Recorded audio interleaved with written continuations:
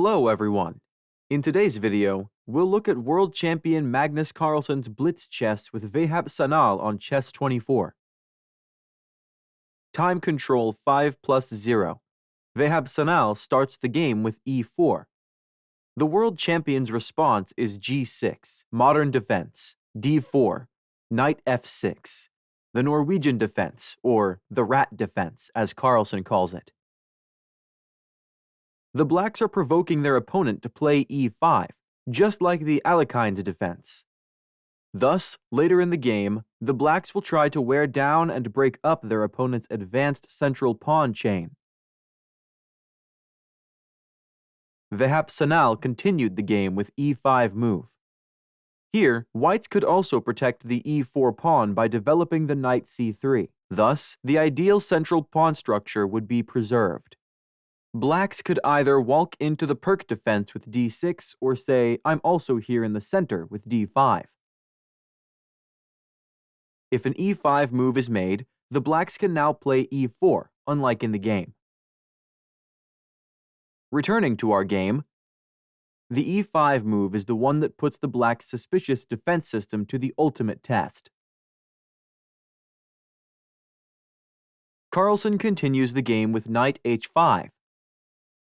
While the blacks were unhappy with their knight in the corner, there were other options that would have looked for the knight h5. If the knight, for example, returns to its starting square, it would look pretty bad. If the knight moves to e4, the whites could take the knight in one move with f3. Alternatively, if the knight moves to d5, as in the Alekhine defense, the whites will have the opportunity to consolidate their space advantage with c4 and tempo. After knight b6, the blacks will face a problem. How will the b6 knight be brought back to life? That's why the knight h5 move is practically the best in the game. Vahap plays knight f3 and continues the game with the development of the king side. Soon, the blacks will begin applying pressure to their opponent's center, and the knight in f3 will be firmly supporting the center. Bishop e2 could have been another option for the whites here.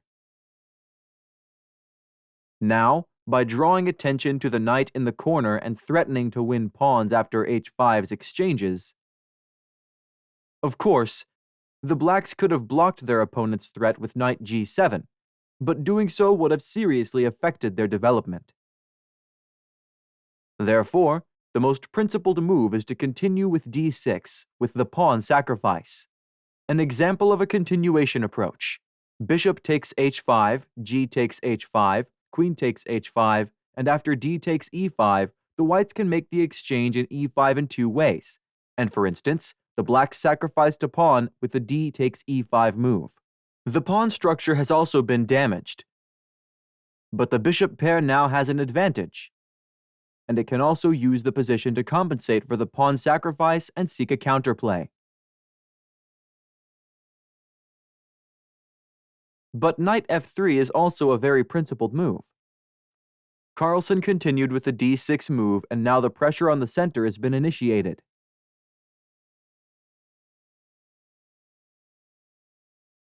Of course, the blacks could not have expected to leave the center, which they had left to their opponent in the opening, in this manner throughout the game. Vahap continues the game with bishop d3, developing the kingside and preparing his kingside castling. Interestingly, when I look through Chess's database, none of the previous games have used the bishop d3 move. The bishop c4 is the main move for the whites here, and the bishop e2 is the second most commonly used move. The whites appear to have chosen not to play bishop d3 in order to preserve the queen's relationship on line d. But bishop d3 is also a very sensible, playable developmental move. Carlsen has now continued the game with knight c6, putting pressure on the center and furthering his development.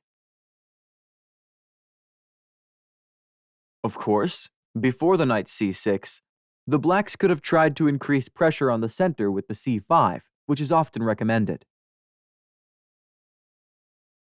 However, we can see that the king of the blacks is still in the center in this location. In the short term, it would be too risky to serve the center opening with c5, and kingside castling does not appear to be as simple.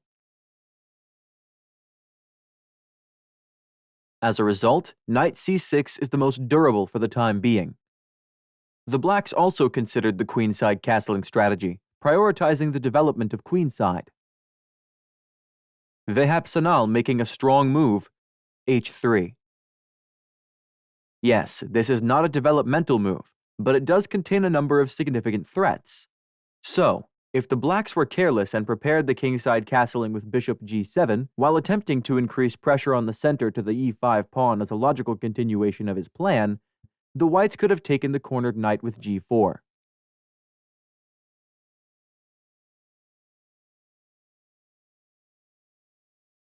That is something the blacks should always remember.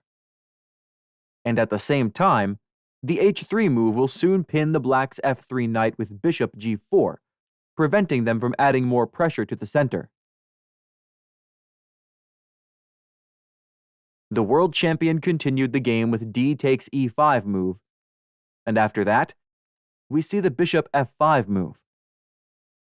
So why would Carlsen attempt this e5 capture? The first is that because of the e5 pawn, the whites have more space than their opponents. So the blacks are experiencing a little more space congestion, which will allow the congested side to relieve their position with piece exchanges.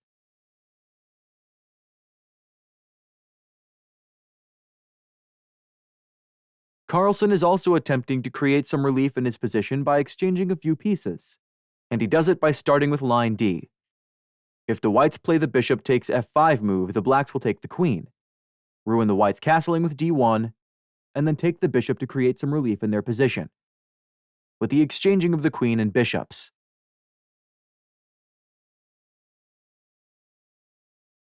Vahap Şanal, of course, does not allow his opponent to relax in this way with the bishop f5 move. The bishop f5 can also be interpreted as follows. The blacks appear to have made a serious decision on the queenside castling plan by developing the queenside piece. And here, Vahap continues the game with a very natural and principled kingside castling move by developing, and Carlsen has made the exchange of white bishops with the bishop takes d3 move. C takes d3. It's the best way to capture. Whites now have a 2-to-1 pawn advantage in the center thanks to this capture. Now we see a move that explains why Carlsen exchanged white bishops. Knight g7. It's time for the knight to join the fight. With the black's g7 move, the route's final stop is f5 square. If the blacks successfully place their knight in the f5 square in time, they will have stopped the whites' progress in the center, the d4 advance. However, the whites immediately advance d4, without waiting for the black's knight f5 move. At the opening, we can say that the whites, Vahap Şanal, emerged in a far superior position. Because the whites have complete control of the center, and the blacks have not managed to tear down or weaken their opponent's centers. And with the king in the center again, a move like f6 would be very risky. Now, Carlsen has continued the game with queen d7, and now we can see that the blacks will attempt queenside castling. Because the black king won't feel safe in the center for long, the white center pawns are on the move. Of course, a serious threat posed by white with the d4 move was to disturb the knight with the d5, and the blacks could have prevented it with e6. However, we see the queen d7 move, which reveals the queenside castling plan as soon as possible.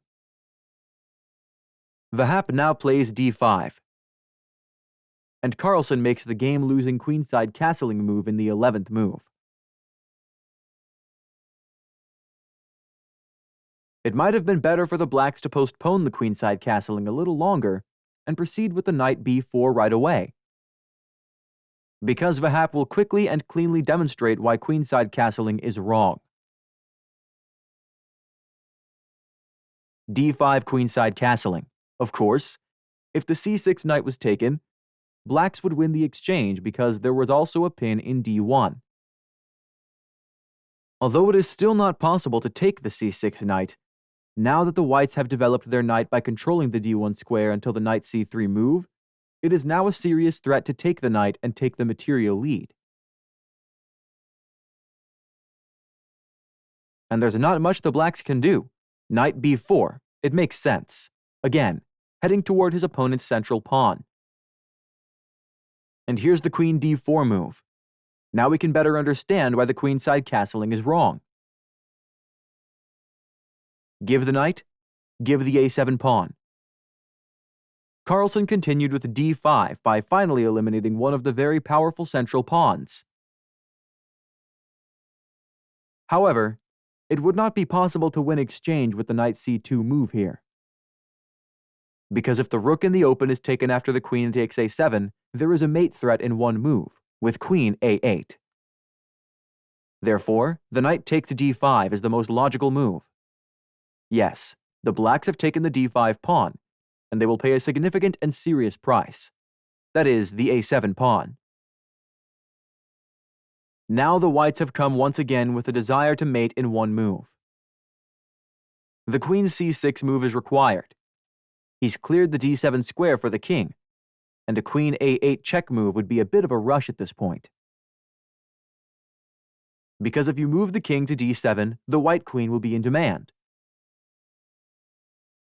Of course, it is better to start this plan with rook d1, as Vahap did. Queen a8 is now a very serious threat, because when the king escapes to d7, the rook takes d5 with the king's tempo. Therefore, e6 defends the knight. Of course, clearing the d7 square, which is the king's escape route, and moving away from the d line would be extremely dangerous. That was the reason for e6. However, e6 appears to be protecting the knight for the time being, but it weakens the h4 d8 cross. And Vahap Şanal is quickly taking advantage of this. Bishop g5 wins the exchange. Carlsen understands that with the bishop c5, he must lose the exchange. Because after the bishop takes e7, a move like the bishop e7 would result in a piece loss. Because the blacks can't play the knight takes e7 move, there's mate in one move with queen a8. Alternatively, the rook d7 escape would result in mate in one move with queen a8. Perhaps the blacks are preventing the exchange loss with the rook e8 move. But this time, after knight takes d5 and e takes d5, there is a very strong pawn sacrifice by the whites, such as e6. Of course, it's not a required continuation, but this pawn sacrifice with the logic of clearing square quickly brought up the idea of knight e5, and it was almost impossible for whites to counter.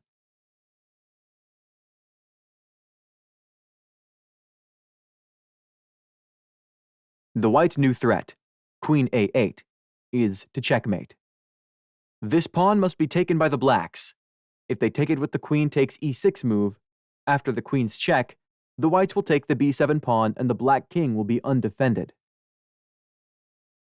It's also impossible to take with the rook because there's mate threat in two moves after queen a8 check and queen d8. The blacks can capture this piece with a knight or a pawn, but in this case, after queen a8 check and king d7, knight e5 check and then rook ac1, the whites have a very serious counterattack.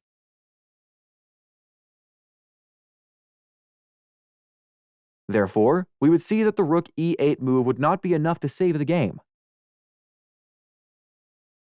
Carlsen continues with bishop c5 move against bishop g5. He loses the exchange, but he has finished his development. And now, the queen is not in a threat after queen a8 move. Bishop takes d8 against king d7, rook takes d8, and queen a4. As you can see, the whites have the advantage in terms of exchange. Furthermore, if we have a material advantage, we should consider piece exchanges. This will provide us with a simpler advantage, and Vahap Şanal illustrates this principle perfectly. Now that the queen is in a pin, the blacks have to exchange the queens. Because the blacks have a material disadvantage, their countergame will be weakened even more once the queens are exchanged.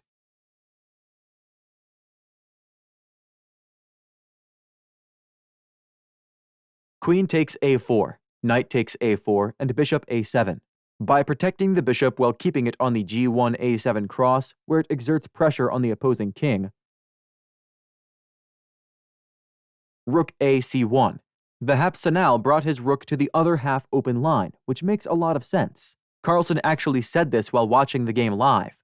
Yes, the whites are in a very superior position.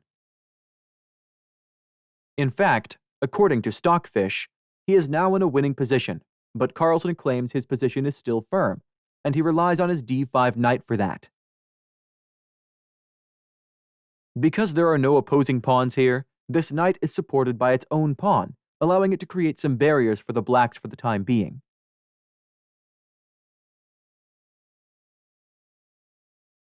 Carlsen continued the game by moving his knight in g7 to f5. The knight in the f5 may not be very stable, because the whites can force the knight to move away with g4 at any time. Carlsen's plan, however, is to increase the support of his d5 knight by moving his other knight to e7.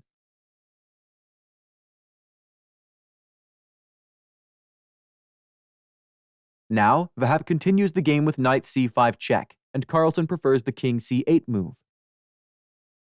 Of course, Carlsen's decision not to prefer the bishop takes c5 move has a logical basis. As I previously stated, piece exchanges would work for the whites, but given how devastating the knight in c5 would have been, the bishop takes c5 move may have been the best for the blacks.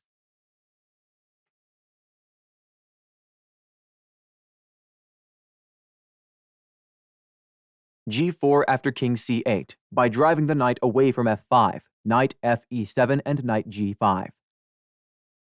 It was the blacks' last chance to get rid of the knight, but Carlsen chose the knight c6 move. Of course, because the knight g5 move can take two pawns, the blacks must now give up on one of the two pawns. With knight c6, Carlsen wants to increase the pressure on the central e5 pawn and take this pawn, but knight takes f7, rook f8. Carlsen's plan is to launch a counterattack with his bishop from line f, which he opened in exchange for his f7 pawn. However, Vahap, you can stop the video and think about it. He shatters and destroys his opponent's structure that looks very firm.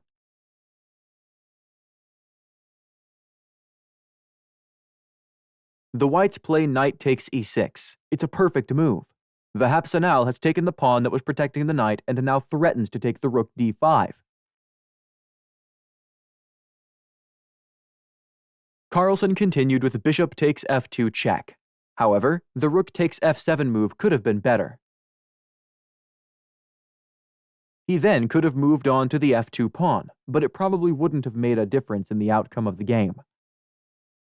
Now, bishop takes f2, king takes f2, rook takes f7 check, king g3, and rook e7. The blacks had no time to take the e5 pawn because his knight was on demand. And now Carlsen will turn to the e6 knight, hoping to capture his opponent's passing pawn with his knight.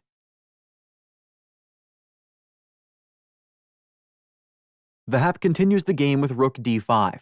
Rook takes e6. Now the pawn is on demand and rook e1 by protecting the pawn. At this point, the whites are in a position to win.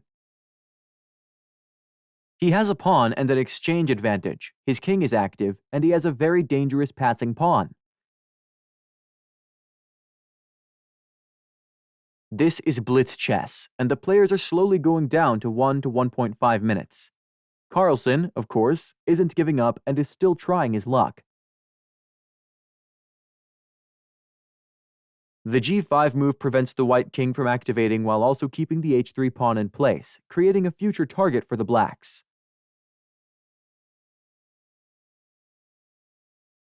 g5, a3, and the white strategy is simple. b4, b5, disturb the knight, and free one rook by relieving pressure on the e5 pawn. h6. He has supported the g5 pawn. And now, b4. The threat is b5. Carlsen immediately played knight d8, because it's now time for the rook to block the passing pawn. However, the rook is a piece that will be assigned with more important tasks, and the blacks, using the principle of the best blocker piece is the knight, are attempting to give this task to his knight, with the knight d8.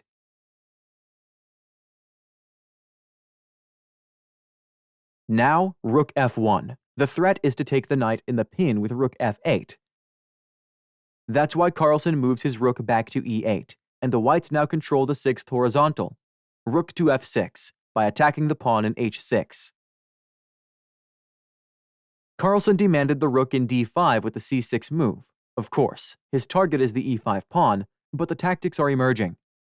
Rook d1. Now, the pawn looks undefended, but Carlsen prefers the e6 move. Assume there is a rook takes e5 move, now rook f8, demanding the knight in the pin, and the blacks' only move is rook d5. However, after the rook takes d5 and c takes d5, the whites would win the h6 pawn, and he would easily win the final against the rook and knight with his passing pawn.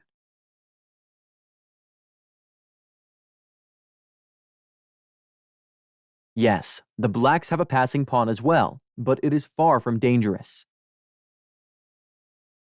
That is why Carlsen understands that he must keep his rook in play in order to resist rook d1.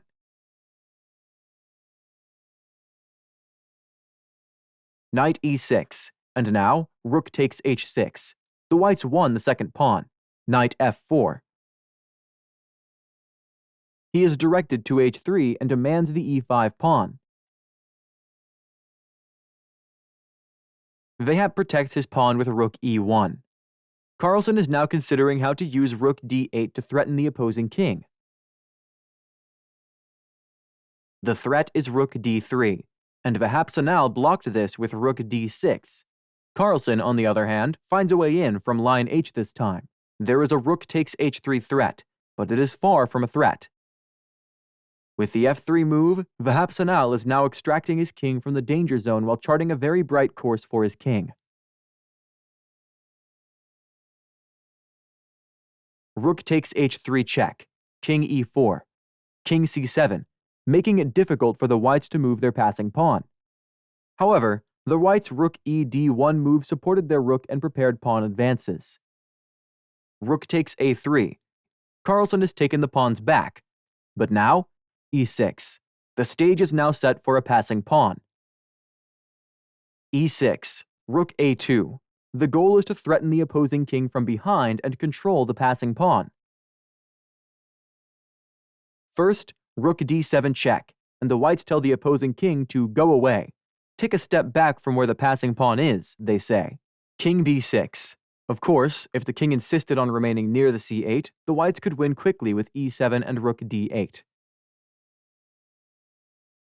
King b6 and king f5.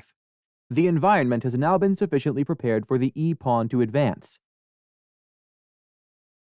King f5, rook f2. Yes, king threats are on the table, but the knight will not pose a serious threat from any square, and the whites are well aware of this. With e7, he ignores this threat. There's a queening threat in one move, knight d5. King takes g5. The whites also created the second passing pawn, and rook e2. Here, the blocks wanted to make the e5 pawn. Here, Vahap Şanal made a very strong exchange sacrifice, rook takes d5. The whites eliminated the knight and kept the e7 pawn on the board with this exchange sacrifice after c takes d5, and this rook is a clear win for the whites. Because his king and rook are active, and he has two passing pawns, the e7 pawn is a problem for the blacks in and of itself. King f6. Of course, the pawn requires the king for a queen promotion, and the king is attempting to advance to the f7 square, where he will support it. At this point, the blacks have no counterplay. Carlsen is simply attempting to extend the game with the kings. He's trying to keep the white king away from the passing pawn, but King e6. There is a queening threat once more. Rook e2 check. King takes d5. Rook d2 check. King e6. Rook e2 check. King f7. Rook f2 check. And after king e8, the blacks have no more king. And in a moment, the pawn will promote with the king d8 move. Carlsen leaves the game because he must give up his black rook. When Carlsen was broadcasting, he was accompanied by Grandmaster Jan Gustafsson. This Grandmaster is playing very well, both Grandmasters said of Vahap Şanal. Carlsen called Vahap Şanal the Beast. Congratulations to our Grandmaster. He's been a rock-solid, faultless player since the beginning of the game. And he punished Carlsen's the rat defense. Thank you so much for watching. I hope you enjoyed this video. If you enjoyed this video, please like, leave a comment, and subscribe to this channel, and click on the bell icon to stay updated with my new videos. Hope to see you in the next videos. Take care.